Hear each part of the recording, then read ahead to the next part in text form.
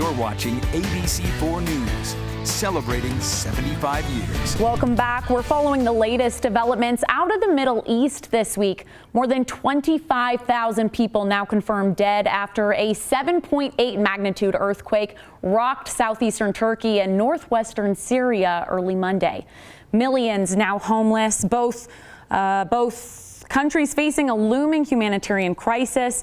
The UN's emergency relief coordinator says he expects the death toll to continue to rise as the possibility of finding survivors shrinks by the day.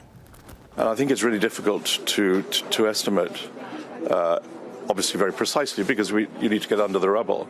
But I'm sure it'll double or more. And that's terrifying.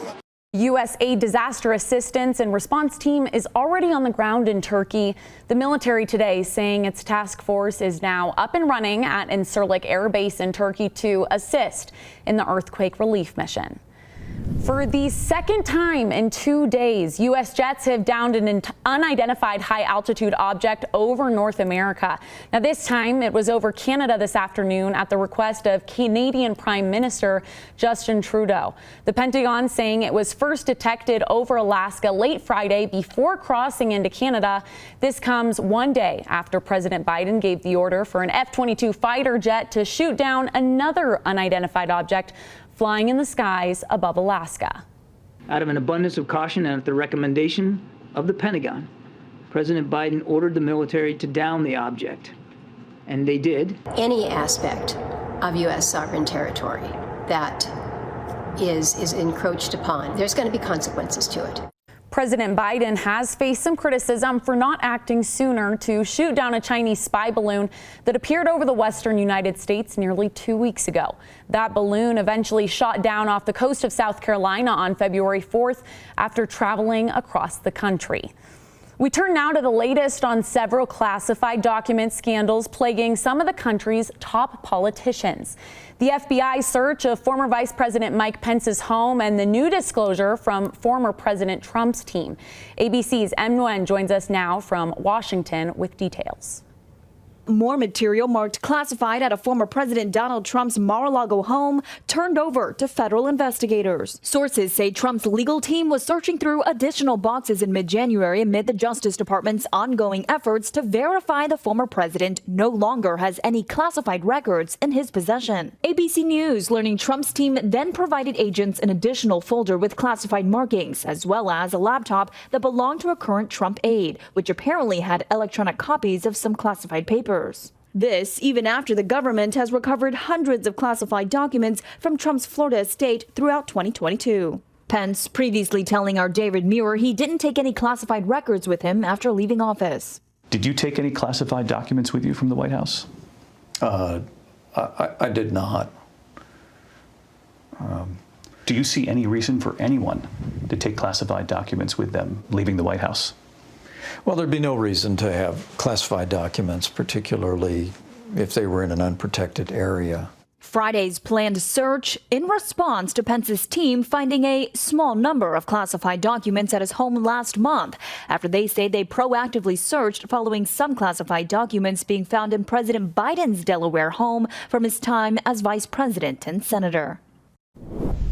All right, and the big game is officially tomorrow. The Chiefs and the Eagles are trying to treat this like any other game, but it's looking like right now that's pretty impossible, especially with more than 100 million people watching. But the pressure is not just on the teams. We go out to Glendale Live right now with Mick Miller.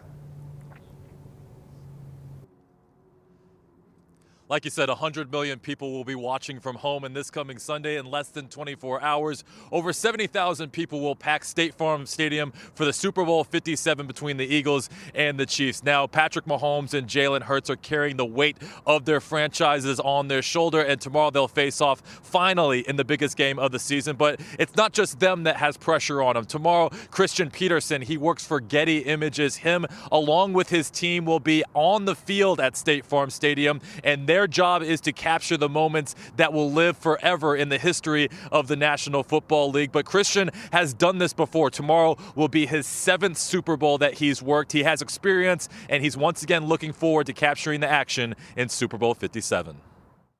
The action happens so fast. We're going to be taking so many pictures. It's hard for me to go through and look at the pictures as I go. First thing we're looking for is to document the action. What happens, who wins, who loses, how it went about, and then make the pictures dynamic. Make the action jump out at you. Make the athletes look larger than life. We want emotion. We want dejection. We want celebration. We want impact. We want memorable images.